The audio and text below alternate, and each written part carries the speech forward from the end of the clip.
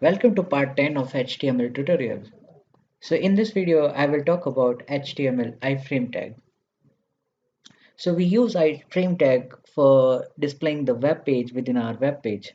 So this is a syntax like we have a iframe as a tag, and then you need to add src as an attribute where you can pass the link, and also you can add a title as an attribute for defining a description. And there is two more attribute that you can use, width and height, for defining the iframe width and height, or you can use style. So let's see how we can implement. So this is my VS Code editor. Here I will create index page. So I'll create index.html and I will write HTML basic logic. So this is idoc type HTML, and then we have a HTML as a tag. Inside we have a two section, head and body. Here we can add a title, so we can use title,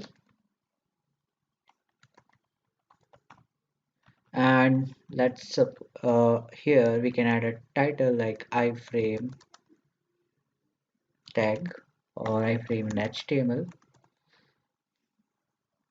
And then in the body section, so this is a body tag. Now I will add a iframe. So this is the iframe tag. Inside we have src as an attribute. Here you need to pass the link URL. So let's suppose I want to print or add Wikipedia. So this is a website Wikipedia. So I will just copy this URL and I will paste it here, and I'll go to the file explorer and I will run this page. So I have added this Wikipedia website in our current web page. So this is how we can implement iframe. And there are one more tag that you can attribute, and there are one more attribute that you can use, like for defining a width. So you can pass the width, let's suppose 100 pixels. So width is 100 pixels, or you can define a width around 100%. So this is a width of 100%.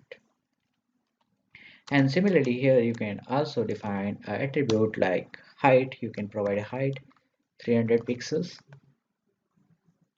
So this is a 300 pixels.